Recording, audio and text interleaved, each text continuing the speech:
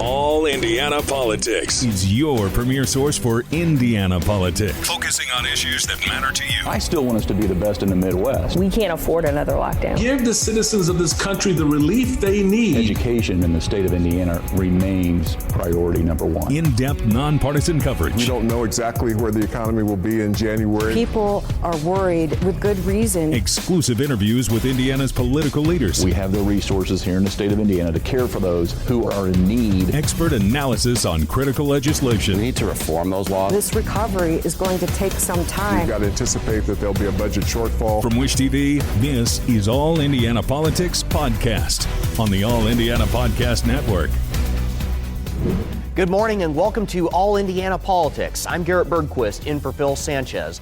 Congressman Jim Baird says he supports mid-decade redistricting because of shifts in population around the state. The Census Bureau estimates his district has gained about 34,000 people since the 2020 census.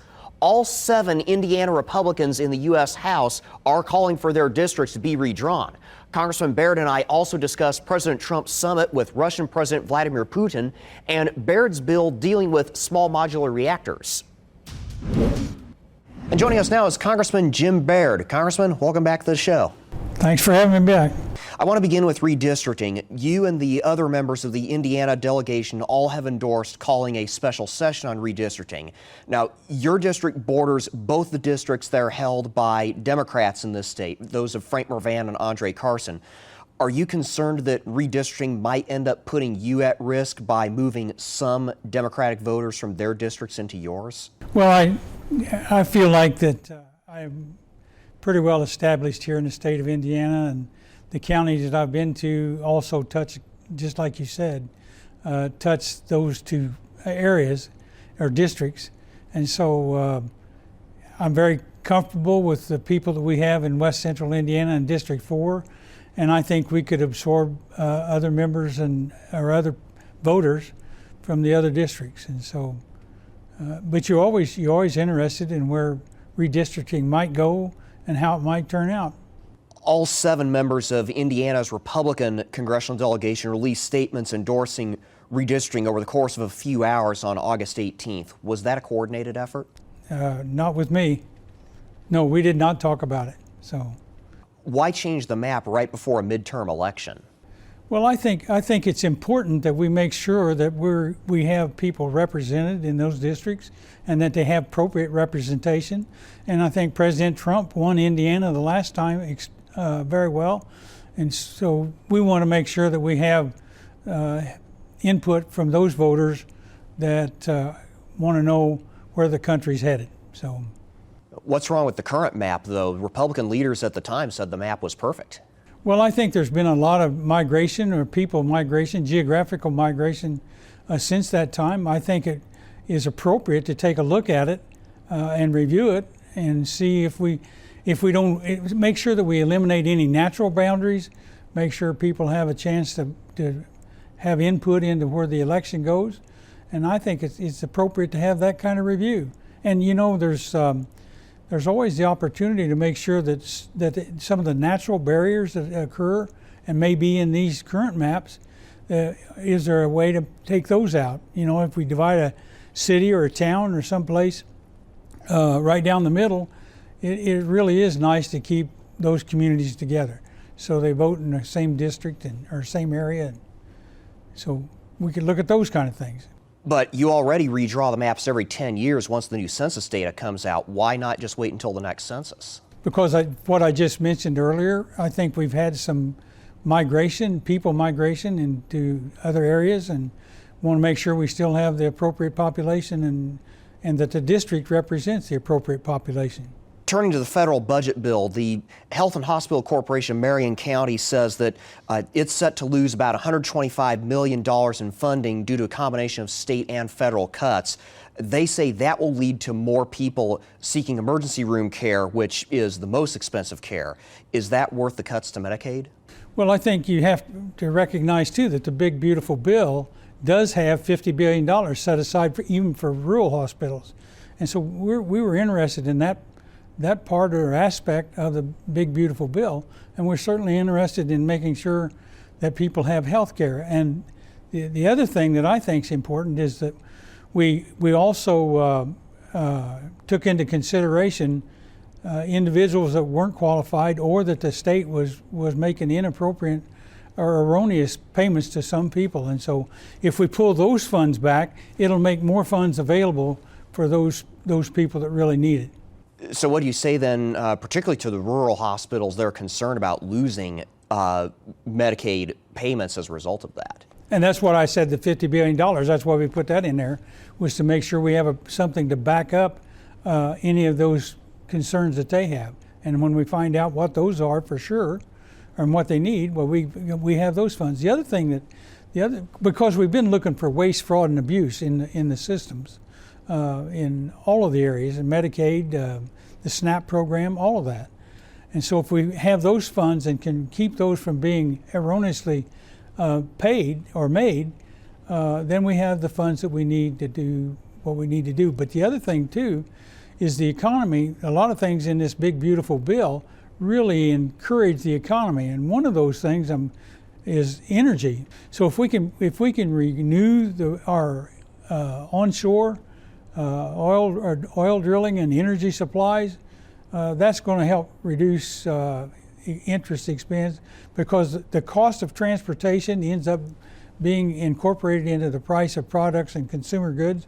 And so the improvement in the economy, to me, and the improvement in energy really helps boost the economy, gives more people to share the load of any of those programs like we're talking about, whether it's Medicaid or SNAP or whatever. We haven't seen any further progress toward peace in Ukraine since President Trump's summit with Vladimir Putin earlier this month. Did we get anything meaningful out of that summit, or did he end up just giving Putin the photo op he wanted? Well, I think the president is really interested in peace, and he's interested in peace through strength, and that's why he's using the tariffs to bring people to the table so we can negotiate more fair trade arrangements. But when you get down to I think he's very frustrated with what's going on in Ukraine.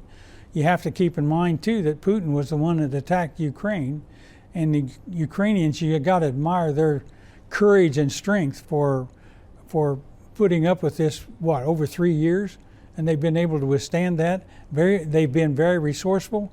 So I think that they deserve the kind of support that they need in order to keep their country sovereign. What should President Trump's next steps be regarding the war in Ukraine? Well, he's never going to give up on the idea of trying to get them together.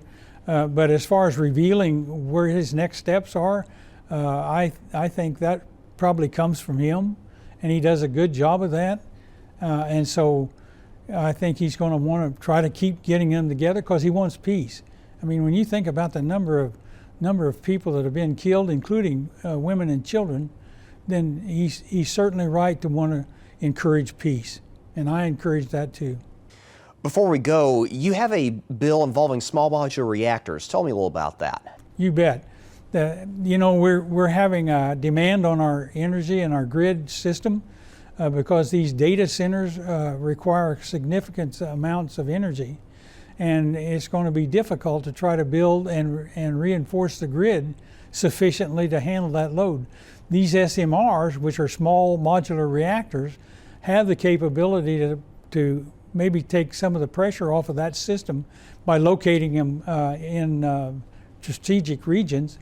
And they're just small modular reactors. And we have Purdue University right here with the engineering background and capability to really enhance that program. So I looked at it as a supplement. The other thing that I think has happened is I think we're more receptive because we have such a demand for energy with the data centers I just mentioned. So that's going to help influence and encourage the use of small modular reactors. Congressman Jim Baird, thanks for coming in today. Thanks for having me. Coming up, Carmel officials reveal how much money they'll lose next year, how it's connected to changes in state property taxes. Welcome back. Schools and city services in Carmel will lose millions of dollars in tax revenue next year. That's according to a briefing city officials provided. This all stems from the property tax overhaul state lawmakers approved this spring. The superintendent of Carmel Clay Schools says his school will lose nearly $3 million in revenue next year. He says that means their operating fund won't go up at all. That fund covers expenses such as buses and non-teaching staff. As utility costs rise, as we want to provide a respectable salary increase and benefit increase for our employees, it's going to be more and more challenging for school districts to do that. Ostrike says the school system might have to cut some programming. He says state law limits schools' ability to transfer money from one fund to another. We also have new graduation requirements around career tech ed and around the different work-based learning programs. However, with SEA 1, it is going to be more challenging to maintain these phenomenal opportunities for our students. Carmel Mayor Sue Finkham says homeowners at least will see a little less tax burden, though a local income tax hike might offset that. The city's finances will take a hit, though. By 2030, Carmel could be short about $38 million in property tax revenue, and total expenses could exceed total revenue by about $15 million. Finkham says that could jeopardize plans for a new fire station or renovations to city buildings. We have to find new ways of doing business, new ways of getting the work done, new ways to serve our community to come under that blue line with that orange line. Luckily, we've got great city employees, great leadership here at the city of Carmel with our elected leaders and our hired leaders and our amazing teams who can work hard and make this happen. Both Finkham and Ostrike say it's still too soon to say exactly which services they'll need to cut. And this is not the last we'll hear on property taxes. State lawmakers have floated the idea of further changes in future sessions. Coming up, Indiana's best political team assesses the redistricting fight and those property tax revenue numbers. And welcome back to All Indiana Politics as we welcome in two members of Indiana's best political team, Democrat Dana Black and Republican Allie Bartlett. Ladies, welcome back to the show. Thank you. Let's begin with the White House meeting between State House Republicans and the Trump administration officials. Allie, some Republican lawmakers who had earlier said they oppose redistricting now say they support it or at least are open to it. What happened?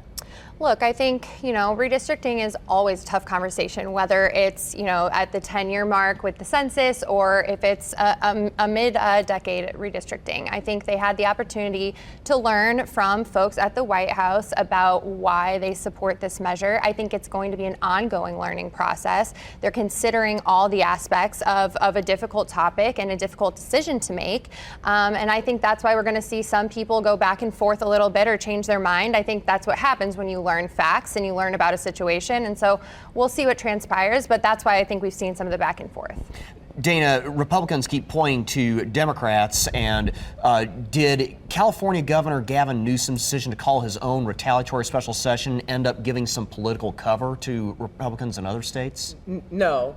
And honestly, what the Republicans from Indiana learned was that if you go against Trump, if you go against this administration, we will have you. We have a bunch of elected Republicans in our state who have zero spines. They need to remember that they actually work for Hoosiers and not the White House. So what they learned is, if you don't get down with this, we are coming for you. You will retaliate. He's the president of retribution. So they don't want that smoke. So they are going to go with it, whatever the Trump administration wants, whether voters in Indiana want it or not. And we have heard from them say that they don't want it. And what Gavin Newsom did was literally in retaliation to what happened in Texas. When President Trump says, I need you to redistrict so I can get 5 more seats. Well, I tell you what, why don't you run on your record? Run on the things that you passed, because you know that big ugly bill is abhorrent, and people are finding out that they're going to lose their Medicaid, lose their Medicare, and their Social Security, and that bill is not good for Americans, and they don't want to run on that.